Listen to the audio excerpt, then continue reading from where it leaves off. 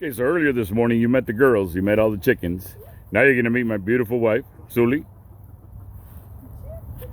and our dog, Zoe.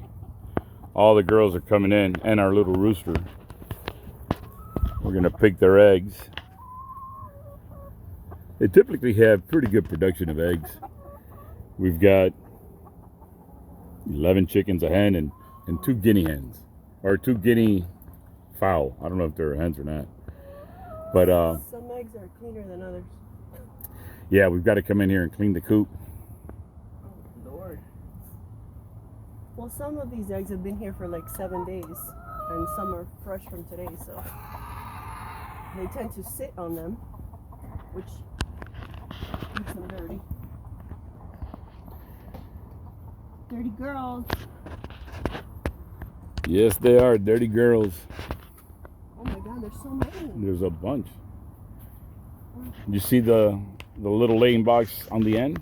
There's a whole bunch in there. Well, the thing is that there's one that's broken, so it's making the rest of them really nasty. You girls are nasty. We got to come in here and clean up some.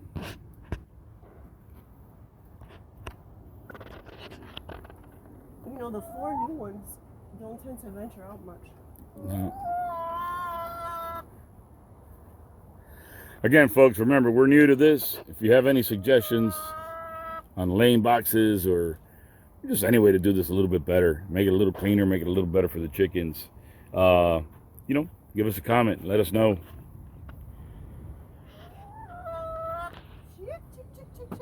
We try to give them plenty of water, try to give them plenty of food, try to give them as much free range time as possible. And we'd like to, this is a temporary coop. This coop here is temporary. We're thinking of relocating it to a more permanent structure. We're going to build a bigger structure. But you know how it is. When you come out here, there's always 20 things to do. And it's difficult to find the time to start new projects. But we're certainly going to give it a shot and give them a much bigger coop with a bigger run. Something where when we walk into, we don't have to bend or, it's not a back-breaking chore to go in there and replace the water and whatnot. So this is our coop. This is our first year coop. This little run at the back used to be for quail. Again, not knowing any better, we used 1-inch mesh. And the snakes got in and basically ate all the quail within the first week. That was horrible. It was a traumatic experience for everybody. But, you live and learn. And when we build the new enclosure, it's going to have hardware cloth. And we're also going to predator proof it with some other type of materials. Whatever we find that'll work better to predator proof it. We have panthers that come through this property regularly. We have a lot of neighborhood dogs that run amok at night. We have coyotes, we have raccoons, possums, you name it, it runs through here. So, by the way, this is the area. This is the area here that we're looking at enclosing. It's got a bunch of large fence posts put in here. And we're gonna have some kind of an enclosure here. This now, what Sully's harvesting now is our quail eggs. We have quite a number of quail in here. It's a small little enclosure. A buddy of ours gave us some additional quail last week. So we're gonna have to do something about expanding this area. But anyways, for now, this is what we have. And the quail are pretty good. They usually lay, I don't know, from week to week, anywhere from 10 to 15 eggs, which isn't a whole lot. I don't know. I don't have a basis to compare that quantity to, but for us it's enough. And we have a good time with the quail. Kids love the quail. And their neighbors, the tortoises, love them too. This is our tortoise enclosure. Most of the tortoises are put away right now. We're also, again, another project. We have all the materials there to build them a permanent enclosure, a permanent den. But right now, this is what they got. This is all we're able to do right now. Soon enough, we'll give them a bigger, roomier, darker, warmer, cooler enclosure for them. This is Crush coming up. He's a male. Hi, Chris. I'm gonna get you some lettuce now. Give me a minute. They love when they hear our voices. They love to come up to the fence, and we feed them all sorts of greens. In addition to tortoise kibble, which is important because it has all the vitamins and nutrients that they require. These guys, when we first got them, I didn't think they were gonna. Yeah, I didn't think much of it. My wife wanted them, so I figured, well, let's do it. But they've been a lot of fun. They're a huge hit out here. Whenever any kids come by or new neighbors or friends, everybody just loves the tortoises. Again, the tortoise, we've had a lot of rain this week. Their enclosure is a bit on the messy side right now. So that's another one of my projects for today. This is really is a full-time job, running a place like this. And you know, we chose to bring animals on early on. We chose to bring in, you know, the chickens and the quail and ducks. We've had ducks. We've had all sorts of animals here. Yeah, it's just a lot of work.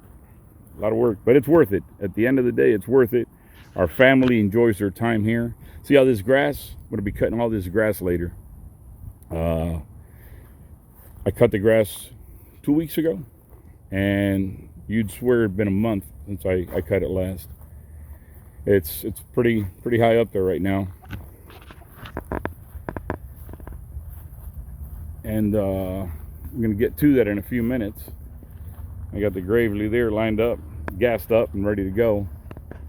I sharpened the blades earlier this morning, so I get to cutting. Hopefully and thankfully, the gravely makes quick work of it. I used to have a little Craftsman tractor. This is one of those little ride-on tractors, yard tractors, and it was a 2-day event. Ever since I got this thing, it's cut the workload down. I can probably do it, and yeah, if I pace myself, a couple hours, 3 hours. It's quick, it's effective, very maneuverable, so we enjoy it. But yeah, as you can see, the grass has gotten really high. Other areas here we're seeding and hoping that the grass catches. Right now it's a lot of weed, but at least it keeps the dirt out of the house. Weeds or grass, I don't care, I'll take them both. What I don't like is just all this dirt hanging around. And Zoe's a great farm dog. Zoe loves to be out here. She'll roam the property for, 30, 40 minutes at a time till we freak out and go look for her, because, again, we have a lot of predators out here. And Zoe looks like would make a pretty good meal. So anyways, I'm going to go ahead and start cutting some grass. Showed you our chickens, our egg harvest. Doing the tortoises? We're going to do the tortoises. Oh, let's stop for a minute and do the tortoises before I start cutting the grass. Like I said, they love lettuce. They love cabbage. And they love the sound of my wife's voice. I understand why. Let's see if we can get them out. Who's out here now? Hey, come on. Mona Lisa. Mona Lisa is our female, our large female. And she usually responds to Sully just calling her. But we'll see. We'll see. There hasn't been much sun today. Usually takes them a little bit to get out here. But as you can see, this one's Crush, no? This is Crush. Crush loves the cabbage. Again, folks, that enclosure is temporary. I have the plywood and I have the wood there to make a more permanent structure. But like I said, there's always something going on. So it's taking a backseat to everything else. But we're going to probably prioritize it within the next couple of weeks and give them a structure. They love it. They love it in there. It's nice and warm and cool and dark. Is that Mona coming out? There's Mona coming out. I see her head peeking out. Anytime she sees that gate open, she bolts right for it. So I don't know if she's enticed by Sully the cabbage or the gate being open. There she is. Again, fascinating creatures. Just absolutely fascinating. I never thought they'd be as interesting as they are. They're smart. They understand. They recognize people. This was, I'm not going to call it a rescue because it wasn't a rescue. They were actually in very, very good hands.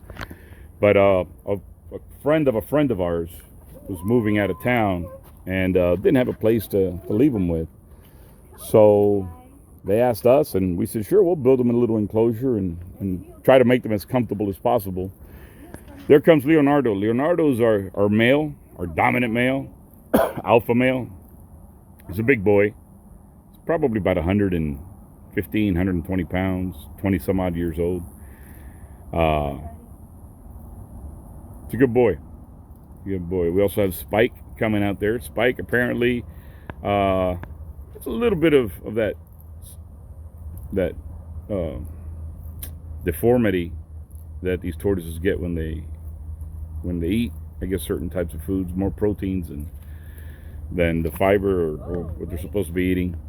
But anyways, they're great. They're great pets. They really make great pets. Our kids are fully committed, because they'll probably outlive us. Our kids are fully committed to continuing on and taking care of them once we're gone. Planted a little hibiscus tree there. They love the hibiscus leaf and flower. Seems to be getting too much water. But these are our sulcotas. There's another couple in there. We have one other female, and we have another male who was born with a shell deformity. Not sure what it was or how, but we thought for sure he wasn't going to make it out here, and he's been here since around December. So they seem to be thriving.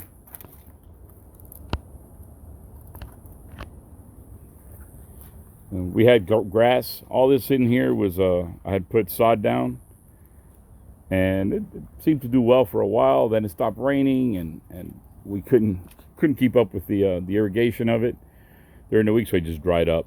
One of those hot spells, it just dried up. But anyways, my plan is to get some of that fill that we have outside, that dirt, and fill in some of this area, put some fresh grass down, and hope to give them a little better place to be. So anyways, this is our tortoise enclosure. Our happy tortoise is being fed by my beautiful wife. I'm going to go ahead and start mowing the lawn. I'll check back with you guys in a little bit. Take care.